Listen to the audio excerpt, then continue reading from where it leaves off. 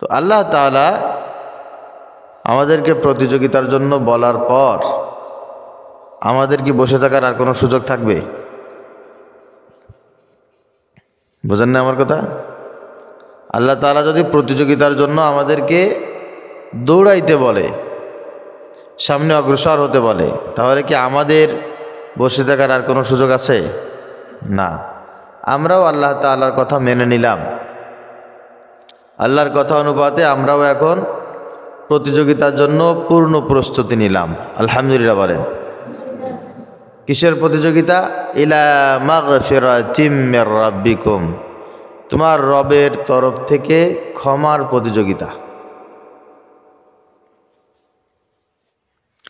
আল্লাহর তরফ থেকে ক্ষমার প্রতিযোগিতা। কে কার আগে ক্ষমা পেতে পারে, কে কার আগে আল্লাহ তাআলাকে খুশি করে নাজাত পেতে পারে, কে কার আগে জান্নাতে যেতে পারে, কে কার আগে জাহান্নাম থেকে মুক্তি পেতে পারে, এই প্রতিযোগিতা। আল্লাহ তাআলা চান যে বান্দারা প্রতিযোগিতার হারে দ্রুততার সাথে একজন আর একজনের আগে আমার কাছে এসে সারেন্ডার করুক, মাপ চাক, তারা নিজেরা নিজেদের জান্নাতের মালিকানা নিয়ে নিক, জাহান্নাম থেকে মুক্তি পেয়ে যাক। আল্লাহ তাআলা এই কামনাটাই করেন, আর এর জন্য আল্লাহ তাআলা আমাদেরকে প্রতিযোগিতা করতে বলেছেন। এই প্রতিযোগিতায় তো একমাত্র ওই ব্যক্তিই বসে থাকার সুযোগ পাবে যেই ব্যক্তির জন্য কনফার্ম হয়ে গেছে যে আমি নাজাত পেয়ে গেছি, আমি ক্ষমা পেয়ে গেছি। আমাদের কাছে এরকম কোনো মেসেজ আসছে নাকি যে আমাদের সব গুনাহগুলো ক্ষমা করা হয়েছে? এরকম মেসেজ কার কাছে আছে? কথা বলেন, কারো কাছে আছে? আমাকে জাহান্নাম থেকে মুক্তি দেওয়া হয়েছে এরকম মেসেজ পাইছেন কেউ? তাহলে এই মেসেজ যারা পায় নাই, আল্লাহ পাক রব্বুল আলামিন আজকে তাদেরকে বলছেন, যেহেতু তোমাদের কাছে কি সেই কনফার্মেশন মেসেজ আসে নাই, এখন তোমরা তোমাদের প্রতিযোগিতা থামায়ও না, তোমাদের প্রতিযোগিতার মাত্রা আরো বাড়িয়ে দাও, আরো বাড়িয়ে দাও। আর সেই বাড়ানোর সবচেয়ে উৎকৃষ্ট সময় হচ্ছে এখন। আজকের এই বিষয়ে ইনশাআল্লাহ কথাবার্তা বলবো যে প্রতিযোগিতার জন্য আমাদের কি পরিমাণ চেষ্টা করতে হবে, আর সেই প্রতিযোগিতায় কিভাবে আমরা অংশগ্রহণ করব। প্রথমেই বলতে হবে তা হচ্ছে আল্লাহ তাআলা এই প্রতিযোগিতার ফলাফল কি রেখেছেন। কারণ যখন কোনো প্রতিযোগিতা হয় আর যদি বলে দেওয়া হয় যে এই প্রতিযোগিতায় যে বিজয়ী হবে তার জন্য আছে এত লক্ষ টাকার পুরস্কার, তাহলে এই প্রতিযোগিতার প্রার্থীর সংখ্যা বাড়ে, ঠিক কিনা? আল্লাহ তাআলাও এই প্রতিযোগিতায় যে পুরস্কার পাবে, বিজয় লাভ করবে, তার জন্য আল্লাহ তাআলা বলছেন ওয়াজান্নাতিন আরদুহাস সামাওয়াতু ওয়াল আরদ উইদ্দাত লিল মুত্তাকিন। এই প্রতিযোগিতায় যারা বিজয় লাভ করবে আল্লাহ পাক রব্বুল আলামিন তাদেরকে একটা জান্নাত দান করবেন। জান্নাতটার বর্ণনা আল্লাহ তাআলা দিয়েন আরদুহাস সামাওয়াতু ওয়াল আরদ, আসমান আর জমিন এর চাইতে অনেক বড়। সেটা কেমন? হাদিসের ভিতরে নবীজি সাল্লাল্লাহু আলাইহি ওয়াসাল্লাম বলেন, একজন মানুষের জন্য কোনোদিন সম্ভব নয় তার হায়াতে পৃথিবীর এক প্রান্ত থেকে আর এক প্রান্ত সে ঘুরে ঘুরে দেখবে। একজন মানুষের জন্য জীবনে কোনোদিন সম্ভব নয়। আল্লাহ পাক রব্বুল আলামিন আসমানের যেই সুবিশাল উচ্চতা রেখেছেন, কোনো মানুষের জন্য এটা সম্ভব নয়। এই ব্যক্তিটা আসমানের একেবারে শেষ প্রান্ত ঘুরে ঘুরে দেখবে। আল্লাহ তাআলা মানুষের জন্য এটা সাধ্যের বাহিরে রেখেছেন। মাটির নিচে যত জায়গা আছে সব জায়গা ঘুরে ঘুরে দেখবে, এটা কোনোদিন মানুষের পক্ষে সম্ভব নয়। আল্লাহ তাআলা বলেন আসমানের যত দূর পর্যন্ত আছে, জমিনের নিচে যত দূর পর্যন্ত আছে, এর বাহিরেও যা আছে সব যদি একত্রিত করে 10 বার এমন একটা দুনিয়া তৈরি করে সুবিশাল স্পেস বানিয়ে দেওয়া হয়, এই 10 দুনিয়া সমান একটা জান্নাত আল্লাহ তাআলা এই প্রতিযোগিতায় যারা পুরস্কার লাভ করবে তাদেরকে দান করবেন। আর এমন না যে একজন পাইলে আর একজন পাবে না, শেষ হয়ে যাবে, এমন না। যারা যারা অংশগ্রহণ করে বিজয় লাভ করবে, যারা যারা পাস করবে, আল্লাহ পাক রব্বুল আলামিন প্রত্যেককেই এমন জান্নাত দান করবেন। কারণটা কি? কারণটা হলো আল্লাহ বলেন উইদ্দাত লিল মুত্তাকিন, কারণ এই প্রতিযোগিতায় যারা অংশগ্রহণ করবে তারা হলো মুত্তাকি, আর আল্লাহ তাআলা এই জান্নাতটা মুত্তাকিদের জন্যই নির্বাচিত করে রেখেছেন। সুবহানাল্লাহ। এজন্য প্রতিযোগিতায় অংশগ্রহণ করা হচ্ছে আমাদের এখন কাজ, প্রস্তুতি নেওয়াটা হচ্ছে আমাদের এখন কাজ। চিন্তা ফিকির করে রুটিন মাফিক একটা তালিকা রাখা হচ্ছে আমার এখন কাজ। আল্লাহ পাক রব্বুল আলামিন সেই কাজ আমাদেরকে দিয়েছেন। এই কাজের অংশ হিসাবে এখন চলে হচ্ছে শাবান মাস। শাবান মাসের পরের মাস হচ্ছে রমাদানুল মুবারক। রমাদানুল মুবারকের প্রস্তুতি নেওয়া মানে হচ্ছে এই প্রতিযোগিতার প্রস্তুতি নেওয়া। শাবান মাসের কর্মকাণ্ড সম্পর্কে নিজেকে প্রস্তুত করার মানেই হচ্ছে প্রতিযোগিতায় নিজেকে প্রস্তুত করা। আর রমাদানুল মুবারকের সব নিয়ামতগুলো অর্জন করা মানে হচ্ছে চূড়ান্তভাবে আল্লাহ পাক রব্বুল আলামিন যেই প্রতিযোগিতার কথা আমাদেরকে বলেছেন সেই প্রতিযোগিতায় বিজয় লাভ করা। সুবহানাল্লাহ বলে। এজন্য প্রথমে কাজ হচ্ছে শাবান মাসের আমল সম্পর্কে নিজেকে একেবারে কমপ্লিট করা, আর দ্বিতীয় হচ্ছে রমাদানুল মুবারকের আমলগুলো সম্পর্কে শিডিউল তৈরি করা, প্রস্তুতি নেওয়া। এটা হচ্ছে আমাদের প্রতিযোগিতার এখন মেইন কাজ। শাবান মাসে আমরা যারা আছি প্রত্যেকে নিয়াত করে ফেলি, নবীজি সাল্লাল্লাহু আলাইহি সাল্লাম এই মাসে বেশি বেশি নফল রোজা রাখতেন। আমরা একটা, দুইটা, তিনটা, চারটা, পাঁচটা যারা পারি ইনশাআল্লাহ নফল রোজা রাখবো। নিয়াত করা ইনশাআল্লাহ বলেন। এই মাসে 2, 4, 5টা নফল রোজা রাখা।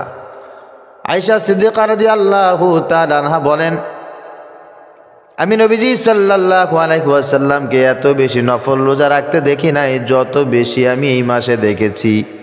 এই মাসে নবীজি সাল্লাল্লাহু আলাইহি ওয়াসাল্লাম প্রায়শই তিনি নফল রোজা রাখতেন। নফল রোজার মাধ্যমে শাবান মাস তিনি উদযাপন করতেন। কারণটা হচ্ছে এই মাসে নফল রোজা রাখার মানেই হচ্ছে রমজানের প্রস্তুতি নেওয়া। রমজানের কি নেওয়া? প্রস্তুতি নেওয়া। হঠাৎ করে দেখবেন কিছু যুবক আছে, উঠতি বয়সের মানুষ আছে, রোজা একটা রাইখা ভুলের ছুটে এ ও তা খেয়ে ফেলে, আছে না নাই? আচ্ছা, রোজা রেখে কি করা যাবে কি করা যাবে না এই মাসআলা শুনতে শুনতে মাথা খারাপ হয়ে যায়। হুজুর আমি কি রোজা রেখে নখ কাটতে পারবো, চুল কাটতে পারবো? আছে না? কত প্রকার মাসআলা। কাঁচা ডাল দিয়ে কি আমি মেসওয়াক করতে পারবো? আমি কি টুথপেস্ট ব্যবহার করতে পারবো? ইত্যাদি ইত্যাদি। রমাদান মুবারকের ভিতরে সেই পরিমাণ মেসেজ, প্রশ্ন আর প্রশ্ন, কোনো শেষ নাই। এটা খারাপ না, কিন্তু বিষয়টা হচ্ছে এটা রমজানুল মুবারকে না হয়ে যদি এখন হয় তাহলে রমাদানুল মুবারকে আর কোনো টেনশন থাকবে না। যদি এখন আমি রোজা রাখতে শুরু করে দেই তাহলে রোজার ভিতরে আমার কি করণীয় আর কি বর্জনীয় সেই মাসআলাগুলো এখন আমার সব সামনে চলে আসবে, সব মাসআলা সামনে চলে আসবে। এজন্য আমাদের রোজার মাসে রোজা রাখতে আর কোনো সমস্যা হবে, ভুল ত্রুটির কোনো সম্ভাবনা থাকবে না, ভুল ত্রুটিও হবে না। রমজানে রোজা রাখতে আর কোনো সমস্যা হবে না, কষ্টও কম হবে, কষ্টও কম হবে। Practice makes a man perfect. যে যত বেশি প্র্যাকটিস করে সে তত বেশি পারফেক্ট হয়, যে যত বেশি অনুশীলন করে সে তত বেশি দক্ষ হয়, যোগ্য হয়। এজন্য রোজা যে যত বেশি রাখবে রোজা রাখা তার জন্য খুব সহজ হবে। রোজা রেখে তার দৈনন্দিন রুটিন পালন করা তার জন্য অনেক সহজ হয়ে যাবে। অনেক ব্যবসায়ী ভাইয়েরা আছে, অনেক শ্রমজীবী কর্মজীবীরা আছে, হঠাৎ করে রোজার মাসে রোজা রেখে একটা দুইটা রোজা রেখে যখন কাজ করতে যায় তখন আর পারে না, হয় রোজা ছাড়ে তা নাহলে কাজ ছাড়ে। দরকার নাই তো, দরকার নাই। আপনি এখন থেকে প্র্যাকটিস করেন, 2-4টা রোজা রেখে ফেলেন, দেখবেন তাহলে রমজান মাসে রোজা রেখেও আপনার জন্য কাজ করা সহজ হয়ে যাবে। সুবহানাল্লাহ। এই জন্য শাবান মাসের এইটি একটি কর্মসূচি যে আমি মাঝে মাঝে নফল রোজা রাখবো, একটা দুইটা করে, একদিন পর একদিন পর, 2 দিন পর একদিন পর, এরকম করে আমি নফল রোজা রাখতে শুরু করে দেব। দ্বিতীয় নম্বরে শাবান মাসের 14 ফেব্রুয়ারি আসতেছে, লাইলাতুন নিসফি মিন শাবান। শাবান মাসের মধ্য রজনী মানে হচ্ছে শবে বরাত। বিস্তারিত বর্ণনায় না গিয়ে শুধু এতটুকু বলবো, বাড়াবাড়িও নাই, ছাড়াছাড়িও নাই। লাইলাতুন নিসফি মিন শাবানে আমাদের কিছু আমল করতে হবে। আমরা সেই দিনের বেলা রোজা রাখবো, রাতের বেলা সাধ্যমতো ইবাদত বন্দেগী করব। কেন করব? নবীজি সাল্লাল্লাহু আলাইহি সাল্লাম করেছেন, প্রতিদিন যেভাবে করতেন হয়তোবা সেভাবেই তিনি ওই দিন করেছেন, তবে ওই দিন তিনি করেছেন, এটা সত্য। আয়েশা সিদ্দিকা রাদিয়াল্লাহু তাআলা আনহা এটা বর্ণনা করেছেন, ইযা কানাত লাইলাতুন নিসফি মিন শাবান ফাসুমু ইয়াওমাহা কুমু লাইলাহা। ইবনে মাজাহ শরীফের হাদিস, নবীজি সাল্লাল্লাহু আলাইহি সাল্লাম বলেছেন যে লাইলাতুন নিসফি মিন শাবানে তোমরা দিনের বেলা রোজা রাখো আর রাতের বেলা তোমরা ইবাদত বন্দেগী করো। তো শুধু ওই রজনীতে করবো তা না, এই মাসে 2, 4, 5 দিন আমরা একটু বেশি বেশি করে জাগ্রত থেকে ইবাদত বন্দেগী করার চেষ্টা করি, 2 রাকাত বেশি সালাত আদায় করার চেষ্টা করি। যারা হাফেজ সাহেব আছে, রমজান মাস ছাড়া যে নামাজের ভিতরে কোরআন শরীফ খতম করা যাবে না, এরম কোনো নিয়মকানুন আছে নাকি? কথা বলেন না। যারা হাফেজ সাহেব আছেন তারা এখন থেকে প্রতিদিন রাতের বেলা 2, 4 পারা পড়ে ফেলবেন। প্র্যাকটিস। এখন যদি 2, 4 পারা করে প্রতিদিন পড়া হয়ে যায়, রমজানে কি আর কষ্ট হবে? কথা বলে না, কষ্ট হবে আর না, রমজান আর কষ্ট হবে না। এখন প্র্যাকটিস করেন যে আমি প্রতিদিন 4 রাকাত 6 রাকাত নামাজে, ঈশার নামাজের পর বা ঘুমানোর আগে আমি 1 ঘন্টা সময় নিলাম, আমি কয় রাকাত নামাজ বেশি আদায় করব, এর ভিতরে 2, 4 খতম কোরআন শরীফ আমি রমজানের আগেই শেষ করে ফেলব। যদি এটা নিয়াত থাকে তো ইনশাআল্লাহ রমজানে তারাই পড়তে কষ্ট হবে আর। আপনারাও নিয়াত করেন যে আমি কয় রাকাত নামাজ বেশি আদায় করব, ইনশাআল্লাহ দেখবেন রমাদানুল মুবারকের নামাজগুলো আপনার জন্য সহজ হয়ে যাবে। সুবহানাল্লাহ। তাহলে শাবান মাসে আমরা রোজা রাখলাম, শাবান মাসে নামাজে কোরআন তেলাওয়াত বেশি করলাম। আরেকটি কাজ আমাদের করতে হবে, তা হচ্ছেই সব সময়ের জন্য কিছু না কিছু কাজ এগিয়ে রাখতে হবে। যারা লেখাপড়া করছেন এদের কিছু কাজ আছে, লেখাপড়ার ব্যাপারে বড় সৌন্দর্যমূলক কিছু কাজ আছে, এই কাজগুলো একটি এগিয়ে রাখেন। সামনে 1 মাস লেখাপড়া হাফ করব। কি করব বলেন? হাফ। আমার প্রাইভেট আছে, আমার কোচিং আছে, আমার টিউশনি আছে, আমার ক্লাস আছে, আমার অন্যান্য আদার্স কিছু স্টাডি আমার আছে, প্রতিদিন নিয়মিত থাকে, পরীক্ষা থাকতে পারে, ইত্যাদি ইত্যাদি যা আছে। প্রত্যেকটা শিক্ষার্থী এখন থেকে 1 ঘন্টা সময় 2 ঘন্টা সময় বেশি পড়বেন, কারণ রোজার মাসে ওই পরিমাণ লেখাপড়া করা যায় না যা এই মাসে করা যায়। কথা ঠিক না বেঠিক? ক্লান্ত হয়ে যায় মানুষ, অনেক ক্লান্ত হয়ে যায়। একটা সিক্রেট রুটিনের ভিতরে তার চলাফেরা করা লাগে। এই জন্য আমার প্রত্যেকটি শিক্ষার্থী অবশ্যই এই মাসে 1-2 ঘন্টা 3 ঘন্টা করে লেখাপড়া বেশি করে রমাদানুল মুবারককে লেখাপড়া একটু হালকা করে দেওয়ার চেষ্টা করতে হবে। এটা হচ্ছে আমাদের শিক্ষার্থী যারা আছে তাদের কাজ। মনে থাকবে তো ইনশাল্লাহ? আমল করবেন নাকি শোনার দরকার তাই শুনবেন? আমল করবেন ইনশাল্লাহ? ইনশাআল্লাহ। আমাদের দিনের ভিতরে সবচাইতে গুরুত্বপূর্ণ পড়া হচ্ছে আমাদের ফজরের পূর্বে আর হচ্ছে মাগরিবের পরে। তো রমজানুল মুবারকে এই 2 টাইম কিন্তু লেখাপড়া করার তেমন সুযোগ হয় না। খানা দানা নিয়ে একটু বিশ্রাম নিয়ে ব্যস্ত থাকতে হয়। সাহারির সময়ও ঠিক সেম, বাদান মাগরিব সেম। তো সেইটা যদি ওই সময় ব্যস্ত হয়ে যায় তাহলে এখন কিছুটা ঘাটতি পূরণ করার সুযোগ আছে না? সবক বন্ধ থাকবে। তো সবক এখন বেশি বেশি করে আমরা আগায় নিয়ে যাব। প্রত্যেকটি শিক্ষার্থীর এই প্রস্তুতি নিতে হবে আল্লাহ তাআলা কবুল করুক, সকলে বলি আমিন। নবীজি সাল্লাল্লাহু আলাইহি ওয়াসাল্লাম রমাদানের মুবারকে এত বেশি নফল রোজা রাখতেন, এত বেশি নফল ইবাদত করতেন, নামাজ আদায় করতেন, রাতের বেলা দাঁড়িয়ে থাকতেন। আয়েশা সিদ্দিকা রাদিয়াল্লাহু তাআলা আনহা বলেন, আমি দেখতাম নবীজির কোমরে, আমরা বলি গামছা, আসলে সৌদি আরবে তার গামছা ব্যবহার করে না, তবে এটা গামছাই ধরে নিলাম আর কি, যে নবীজি সাল্লাল্লাহু আলাইহি ওয়াসাল্লাম কোমরে গামছা বাঁধতেন। আর রমাদান মুবারকের শেষের দিকে দেখতাম রাসূলের পায়ের গোড়ালি ফেটে যেত, আর সেখান থেকে রক্ত মুবারক বের হতো। কারণ রমজানটা যখন বিদায় হয়ে যাবে ভাব, তখন নবীজিরও ঘুম হারাম হয়ে যেত, আর ঘুম আসতো না। আহারে আমার উম্মতের কি অবস্থা, আমার উম্মতের কি অবস্থা, আমার উম্মত কিভাবে শিক্ষা নেবে, কিভাবে এ থেকে রেহাই পাবে, এই চিন্তা ফিকির তার ভিতরে জাগ্রত হতো। তো নবীজি সাল্লাল্লাহু আলাইহি ওয়াসাল্লামের সেই চিন্তা ফিকিরের ভাগ আমাদের থাকার দরকার আছে না নাই? আছে তো, থাকবে তো ইনশাল্লাহ।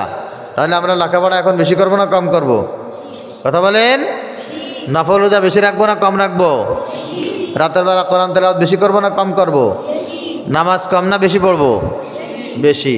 আল্লাহ তাআলার কাছে তৌফিক কামনা করছি, আল্লাহ পাক রব্বুল আলামিন তৌফিক দান করুক, সকলে বলি আমিন।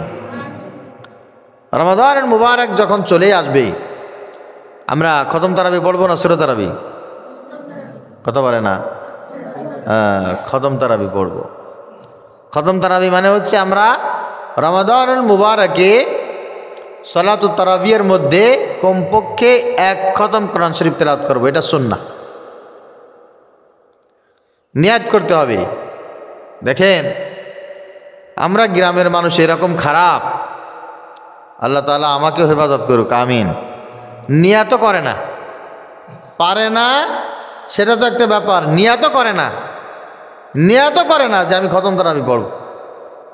আশেপাশে অনেক মসজিদ আছে, আমি এই মসজিদ কমিটিকে বলি অভিশপ্ত কমিটি, আমি এই মসজিদকে অভিশপ্ত মসজিদ বলি, ওই এলাকাটিকেও আমি অভিশপ্ত এলাকা বলি। মসজিদের যে হক আছে, এই হক আদায় করার ব্যাপারে তারা যাররা পরিমাণ সতর্কতা অবলম্বন করে না। এইটা কেমনে ভালো ইমাম হয়, এটা কেমনে ভালো মুয়াজ্জিন হয়, এটা কেমনে ভালো কমিটি হয়, সভাপতি সেক্রেটারি হয়, আর ভালো মসজিদ বা এলাকাবাসী কিভাবে হতে পারে? রমাদান মুবারকে একটা মসজিদে খতম তারাবি হবে, এইটা কি উলামা ইকরামের চাহিদা না আমার রাসূলের চাহিদা? কথা বলেন। একটা মসজিদে খতম তারাবি হওয়ার জন্য কয় লক্ষ টাকা খরচ হয়? মনে করেন এই মসজিদে খতম তারাবি হবে, এজন্য কয় লক্ষ টাকা খরচ হবে? বোঝেন না আমার কথা? কোনো খরচ আছে? মসজিদে মুসাল্লিও বেশি, হয়তো বা একটু বিদ্যুৎ, যদি এখন তো ঠান্ডার সময়, এখন তো এসিও লাগে না, সামান্য কিছু খরচ হতে পারে। আর যদি দুইজন হাফেজ সাহেব বাহির থেকে থাকে, একটু মেহমানদারি করবেন, তাদেরকে একটু হাদিয়া তোহফা দিবেন, এটা তো খুশির ব্যাপার, খুশির ব্যাপার। আর সৌদি আরবে এক একটা মসজিদে, শুধু সৌদি আরব না, সৌদি আরব না, কাতার, কুয়েত, ওমান,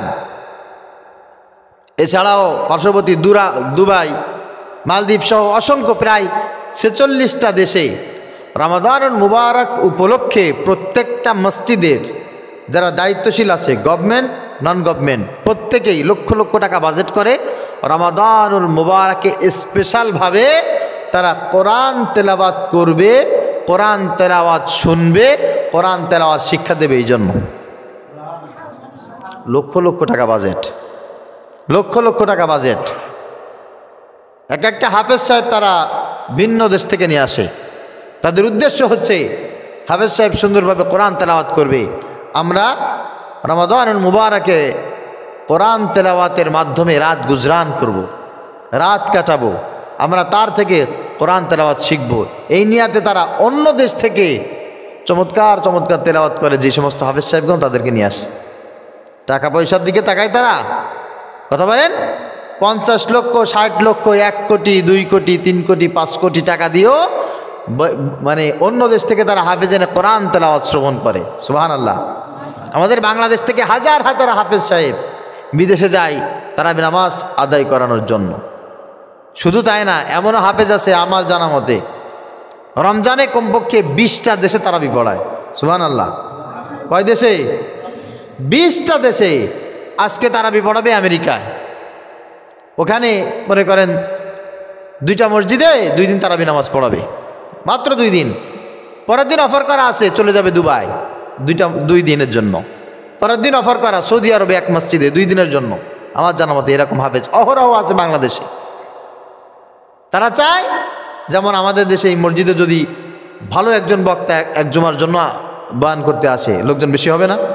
তারাও এরকম অ্যানাউন্সমেন্ট জানায় দেয় যে অমুক দিন মসজিদে বাংলাদেশ থেকে বিশ্ববরণ্য হাফেজ সালেহ আহমদ তাকরিম আমাদের এখানে একদিন খতম তারাবি পড়াবে বা একদিন তারাবি নামাজ আদায় করাবে। মানুষজন এসে ভিড় জমে যায় একদিন কোরআন তেলাওয়াত শোনার জন্য। তো বড় বিষয়টা হচ্ছে এই আয়োজন তারা এই জন্য করে, তাদের দেশে হাফেজ সংখ্যা খুব কম। আমাদের দেশে হাফেজ কম না বেশি? একেবারে পাইকারি দরে হাফেজ আলহামদুলিল্লাহ।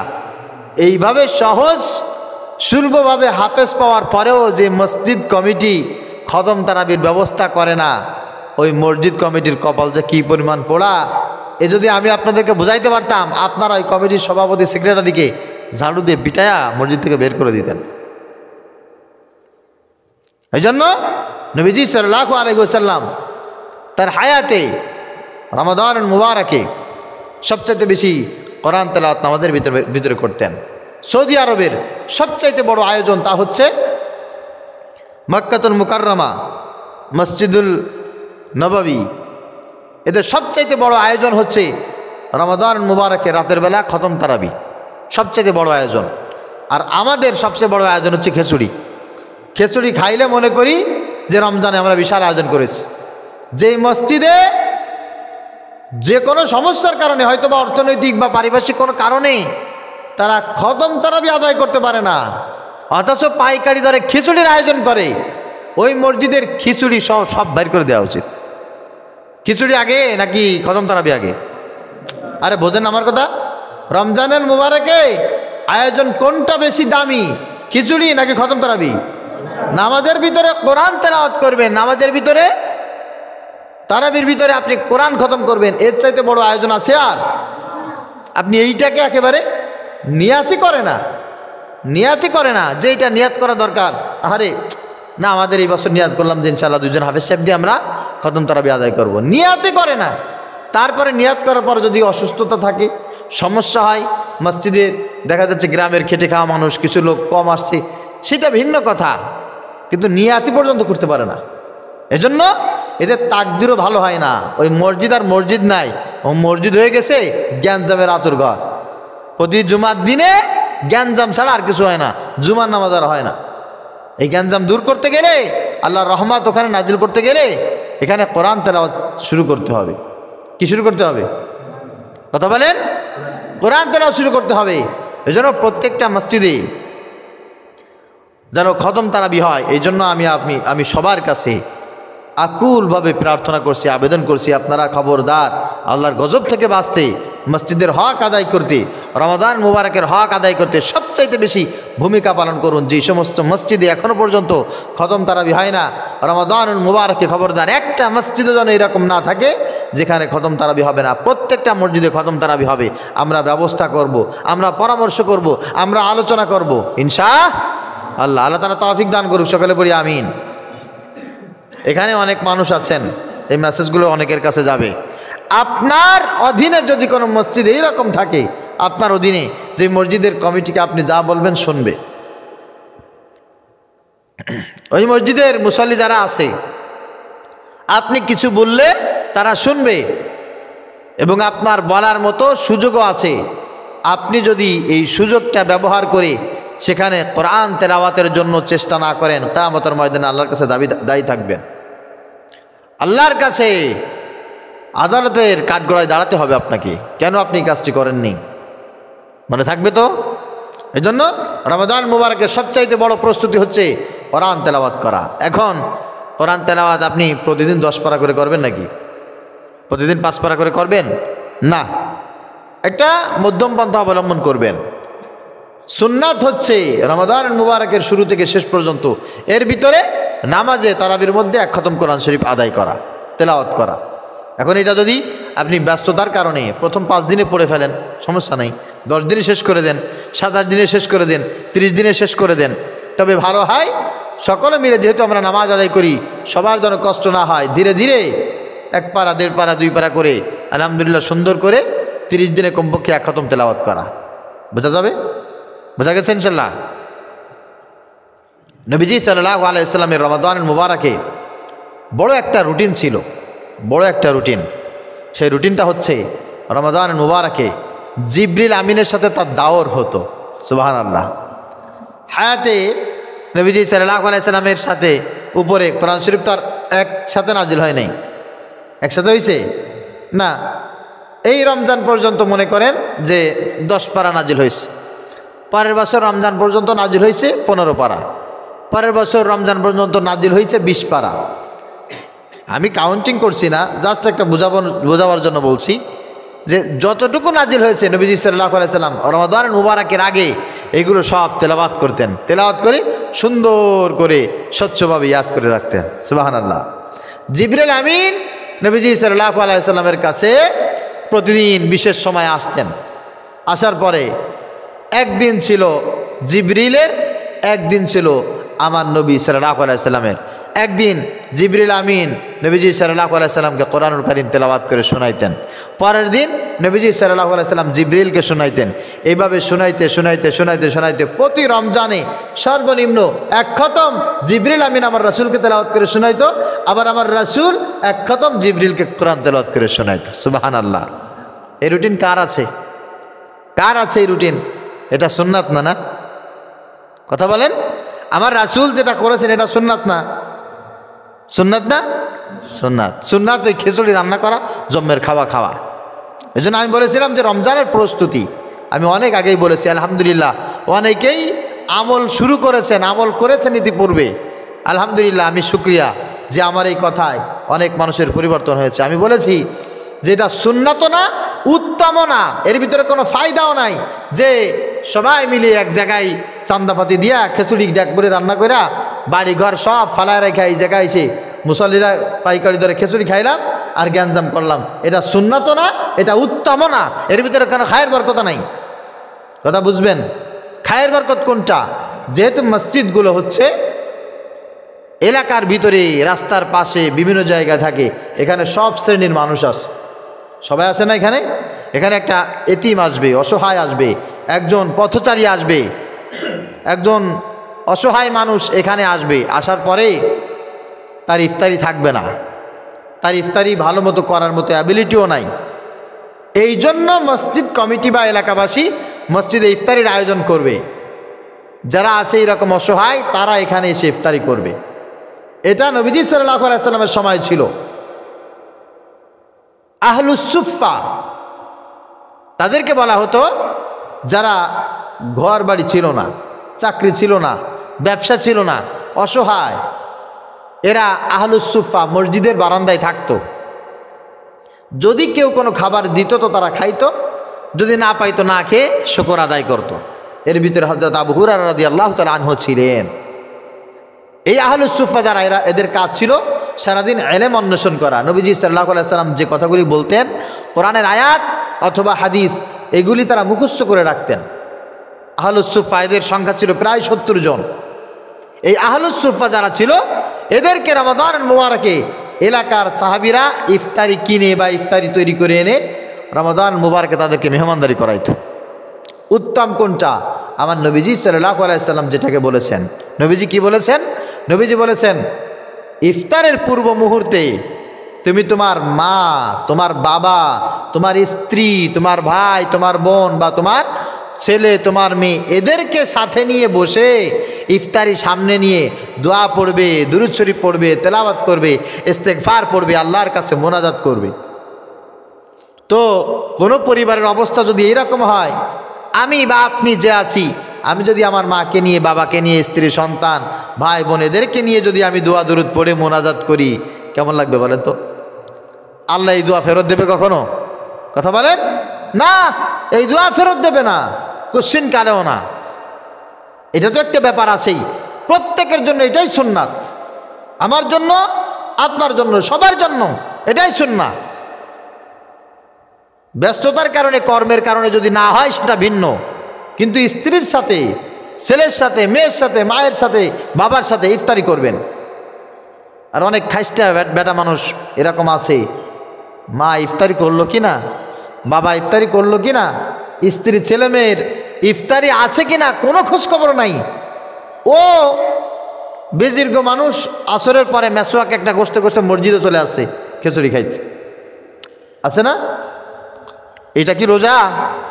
রোজার উদ্দেশ্য এটা না, বরঞ্চ তুমি পকেটের পয়সা খরচ করে ইফতারি তৈরি করবা তোমার মায়ের জন্য, বাবার জন্য, সেইগুলো তোমার পয়সা খরচ করে তুমি তাদেরকে নিয়ে ইফতারি করবা, এটা সবচাইতে বেশি উত্তম, সবচাইতে বেশি উত্তম। আমি তো আসলে আপনাদেরকে ওই কথাগুলি বলবো যে কথাগুলো আপনাদের জন্য করা বেশি উত্তম, ঠিক কি না? ভালো লাগলে আলহামদুলিল্লাহ, না লাগলেও আমার তো করার কিছু নেই। তবে যেটা রসম হয়ে গেছে তা হচ্ছে আমরা বিশাল সওয়াবের কাজ মনে করি, বিশাল সামাজিক রীতিনীতি মনে করি, এর ভিতরে অনেক ফায়দা আছে। কোনো ফায়দা নাই, কোনো ফায়দা নাই। সবাই মিলে এক জায়গায় বসে পাইকারি ধরে ইফতারি খাবেন, কোনো ফায়দা নাই। ফায়দা আছে তার যে খাওয়াচ্ছে। ফায়দা আছে কার বলেন? যে খাওয়াচ্ছে, সে অনেক সওয়াবের মালিক হচ্ছে, অনেক সওয়াবের মালিক হচ্ছে। আপনি কি পাচ্ছেন? আপনি পাইতেন যদি আপনার পরিবার যারা আছে ওদেরকে নিয়ে একসাথে ইফতারি করতেন, দোয়া করতেন, তো আল্লাহ সঙ্গে সঙ্গে দোয়া কবুল করে আপনার দুনিয়া এবং আখিরাতের সব কল্যাণ দান করে দিতেন। সুবহানাল্লাহ। এজন্য এই কাজটা আমি সবাইকে বলছি, সবাই করার চেষ্টা করবেন। আল্লাহ তাআলা তৌফিক দান করুক, সকলে বলি আল্লাহুম্মা আমিন। শুধু তাই না, আপনি আপনার রোজার ইফতারির জন্য 1 টাকা খরচ করলেন, আপনি আপনার মায়ের ইফতারির জন্য, বাবার ইফতারির জন্য, ছেলে মেয়ে স্ত্রীর ইফতারির জন্য 1 টাকা খরচ করলেন, এতে যেই পরিমাণ সওয়াব হবে খেয়াল করে বুঝবেন। আপনি মসজিদের 1 কোটি মানুষকে খাওয়ালে সেই সওয়াব হবে না। আপনি মসজিদের 1 কোটি রোজাদারকে এক জায়গায় বসে খাওয়াইলেন, সেই সওয়াব হবে না।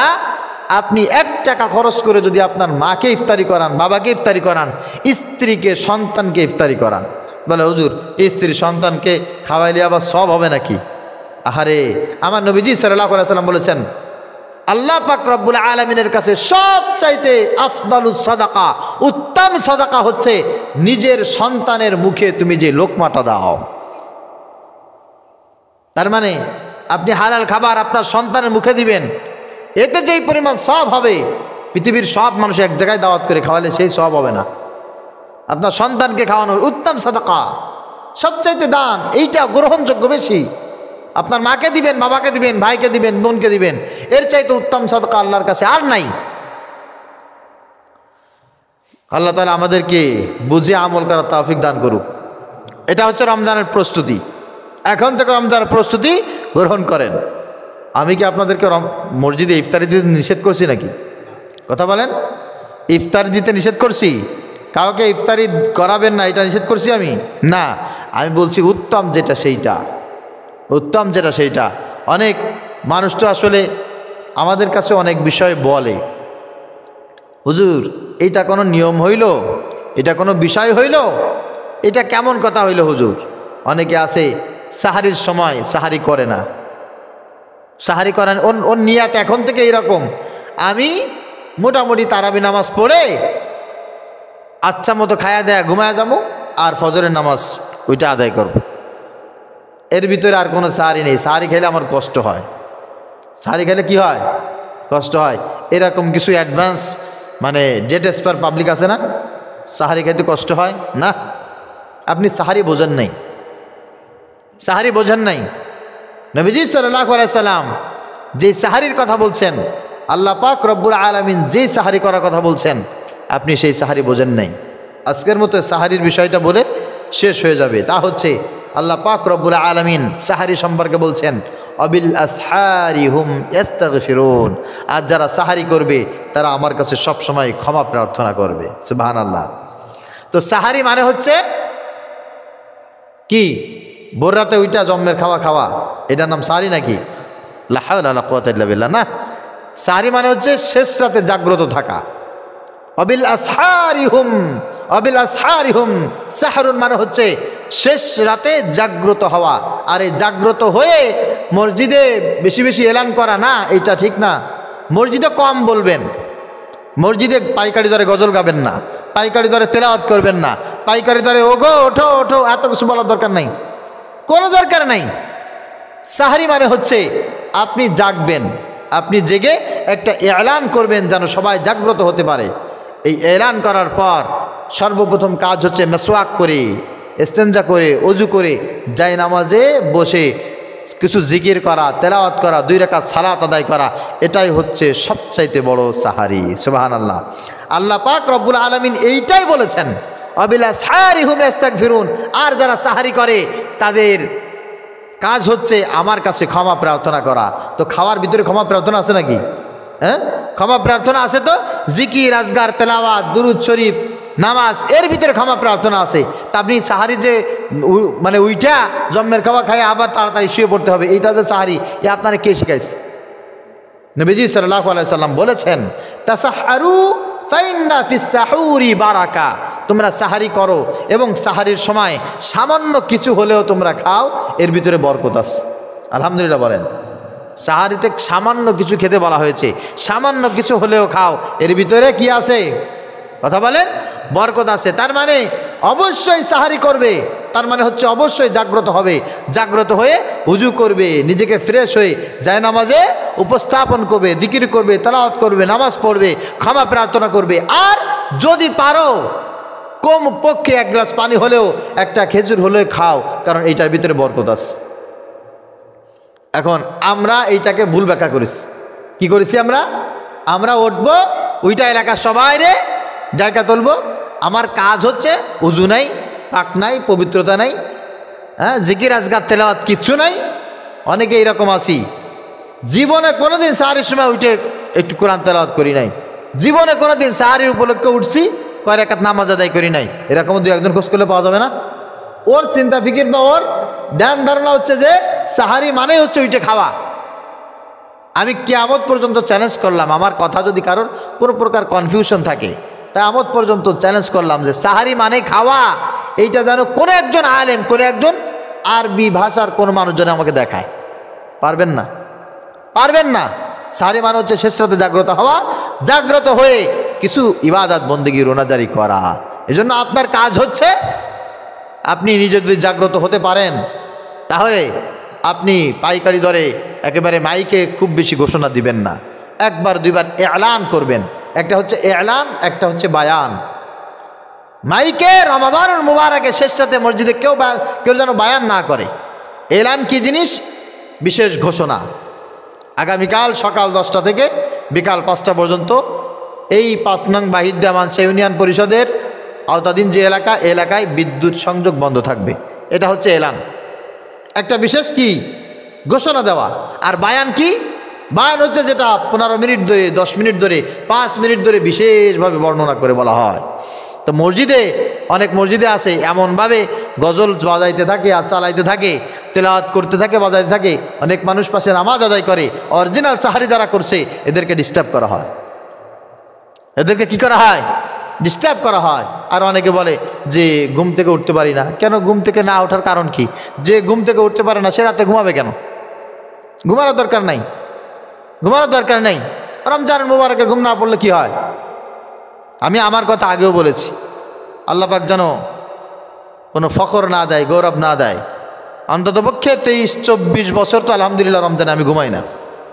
তাতে মরে গেছি নাকি? কথা বলেন না। কত মানুষ আছে রমজান মুবারকে রাতের বেলা ঘুমায় না, তো কি হবে? ফজরের নামাজ তো আমরা অনেক ভোরে পড়ি। ফজরের নামাজ পড়ে যদি কিছু বিশ্রাম করা হয় তাহলে খুব ভালো করে অফিস আদালত, কোর্ট, কলকারখানা, মিল, ফ্যাক্টরি সব কিছু ভালো করে পরিচালনা করা যায়। এজন্য এখন নিয়াত করতে হবে। এই নিয়াত করাটা হচ্ছে সবচাইতে বেশি জরুরি। রুটিন করেন, এই রুটিন করাটা হচ্ছে সবচাইতে বেশি জরুরি। মনে থাকবে ইনশাআল্লাহ। প্রিয় ভাইয়েরা আমার, এই জন্য এখনও সময় আছে। যে কথাগুলি যখন বলা দরকার, আমি ব্যক্তিগতভাবে সেই মেসেজগুলি আমি তখনই দিয়ে দিলাম। রমজানে তো আমল করবেন, রমজানে তো আর এই কথাগুলো শুনলে লাভ হবে না। এখন শোনা দরকার, রমজানে আমল করা দরকার।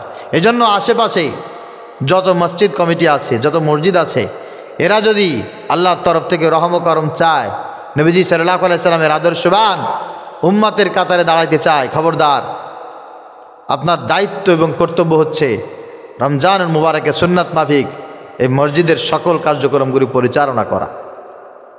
আল্লাহ তাআলা আমাকে যারা শুনলাম সবাইকে আমল করার তৌফিক দান করুক, সকলে বলি আমিন।